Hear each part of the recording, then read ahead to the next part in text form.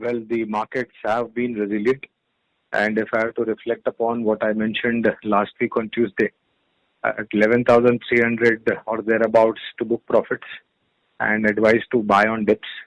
On 3rd August, we saw a low of somewhere around 10,900 on the Nifty spot or thereabouts.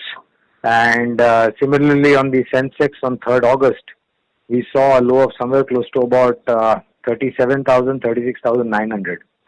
And these two levels that I mentioned, 36,900 and 37,000 on the Sensex, and on the Nifty, somewhere around 10,880, 10,900, was made not once, but I think couple of times between 3rd and 4th of August. That is, day before yesterday and yesterday. And from those levels, we have come out very significantly to a higher level. Currently, 11,216 is the spot Nifty, and somewhere close to about 38,094 or 38,100 on the Sensex.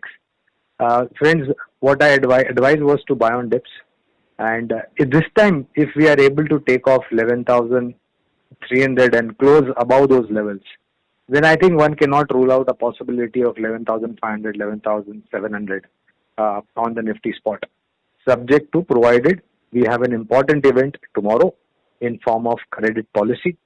My view, friends, is that there is going to be status quo with dovish kind of statements coming in from the RBI, Honorable RBI Governor Mr. Das. But I don't think there's going to be any rate cut as such. I think it's going to be status quo, given the fact that the RBI might want to wait to see the earnings which has unfolded for the first quarter. Point number one. Point number two, monsoon has made significant progress pan-India. And what we've been witnessing is that in some state, especially in the state of Maharashtra, certain places, there have been pockets where it has been more record levels of 5 years, 10 years.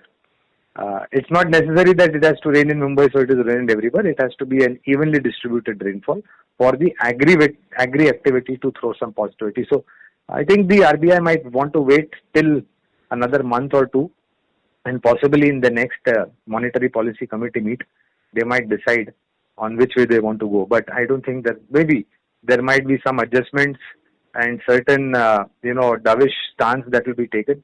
But I don't think that rate cut will be. And if there is no rate cut, I think the market might just react momentarily, and then we'll be again on the recovery side as far as markets are concerned. If a rate cut, 25 basis point is discounted, let me tell you this. If there is a cut tomorrow, which I don't expect, but if it is 25 basis point, then it is already discounted by the market. Anything above that, I think there will be some positivity.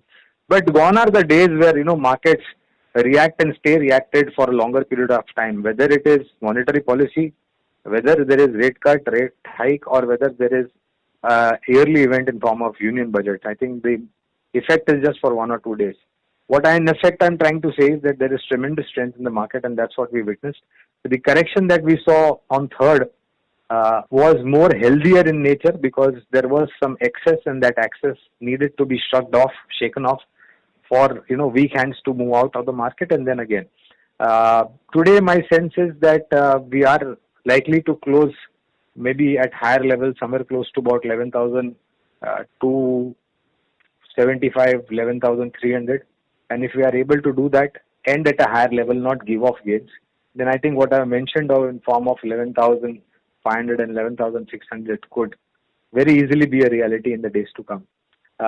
Today we have seen banks and NBFCs, pick up momentum. Yesterday we saw specialty chemicals and pharma. So I think this is going to be the churning process. Maybe the financials and banking sector is reacting primarily because of the credit policy tomorrow, and there is expectation that there will be some steps taken to boost the economy, consumption, etc. But these are all,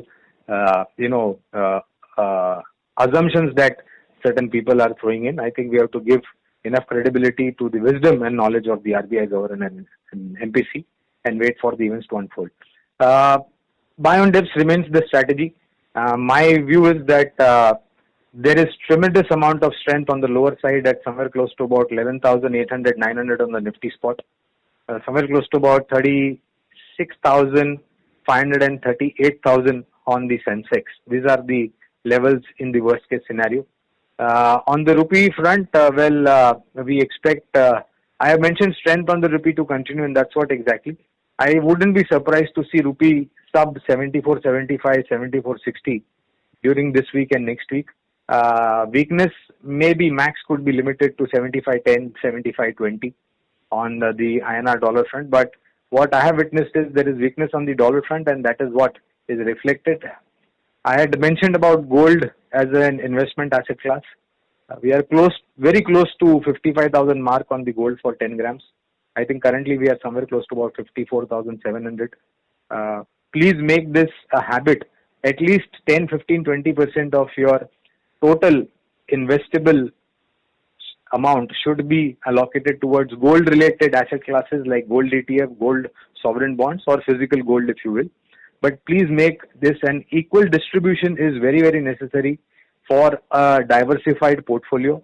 Your portfolio should not be concentrated only on one or two asset classes. I think you should have equities, you should have mutual fund, you should have debt fund, you should have LIC, insurance related product basically, and you should have gold. And at least 15 to 20% should be allocated to the gold, and maximum to equity related SIP or direct investment if you have the capability and capacity. On the crude oil front, well, there is the inventory build-up, so I think there is some amount of pull-off, but I think between 38 and 40 should be NYMEX, 40, 45 should be Brent. These are the dollar per barrel that I'm talking about. I don't think any runaway rally should be there. Earnings possibly next week should be the last week wherein the earning will see curtain downs. We will see the end of first quarter earnings, and whatever has unfolded up till now, I think there has been no red marks, red ticks, or cross marks. I think the earnings have been in line or better than expected, depending upon certain sectors and stocks. My strategy remains as I have told you earlier. Buy on dips. I think that's going to be a great strategy. 11,300 for those traders, short-term investors who don't have huge risk appetite.